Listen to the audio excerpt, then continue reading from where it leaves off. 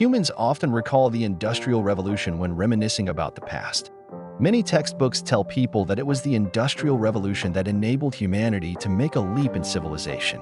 In fact, the commercial revolution that lasted for 5 centuries before the 18th century Industrial Revolution was the great era that laid the foundation for the Industrial Revolution, completing the prototype of a market economy.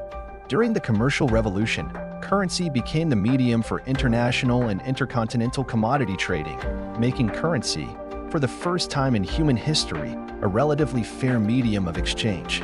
The monetary formula of this era was the only relatively standardized model in the history of human civilization: commodity, money, commodity.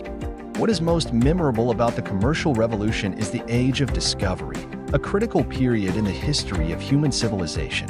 It was the Age of Discovery that laid the foundation for today's global economic system. The Age of Discovery, spanning from the 15th to the 17th century, witnessed the exploration and trade by European adventurers. Despite the dark aspects such as forcefully opening markets and trading slaves, this period of trade and exploration indeed promoted cross-cultural exchanges and wealth accumulation, fostering the vigorous development of the global economy. The Age of Discovery saw European explorers bravely exploring the world and seeking new trade opportunities. Columbus's voyage in 1492 was a milestone. He discovered America, opening up not only new trade opportunities but also giving rise to the Columbian Exchange, extensive and frequent interactions between the New World and the Old World, encompassing both material and cultural exchanges.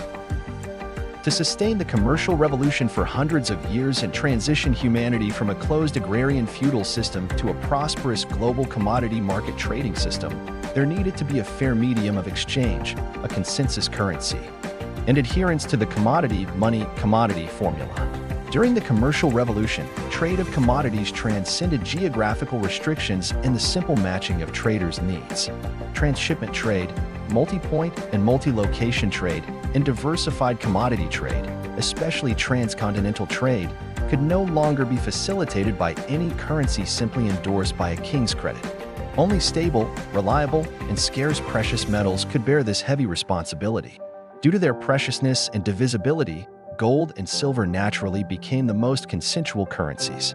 In the 15th century, Amsterdam became the world's first financial center, and the Dutch East India Company, the unicorn of international trade at that time, naturally used the Dutch ducat silver coin for trade with the Far East.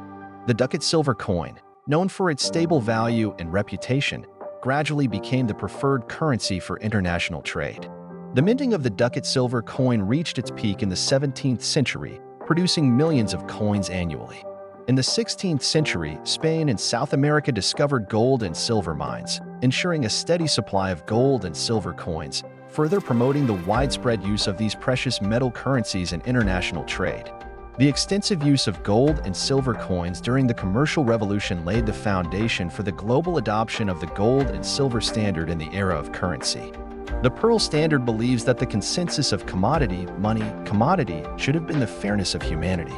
However, since bloodthirsty elite capitalists invented paper made from tree bark and digital symbols on keyboards that can be assigned value, money no longer needs to be anchored to physical items, and wealth accumulation no longer requires the value-added link of commodity trading. Even fiat currency issued in the name of a country is just a plaything in the hands of politicians. Because, while politicians vie for power, they ignore the looming disaster behind them, only seeking to board their own Noah's Arkansas. The Pearl Standard believes that in the evolution of human civilization, humans invented money, but with the rapid advancement of technology and the degradation of human greed, humans are being tamed by money. We gaze into the abyss, and the abyss also gazes back at us. The Pearl Standard believes that an unanchored monetary system is like building a tall tower, hosting feasts, only for the building to eventually collapse.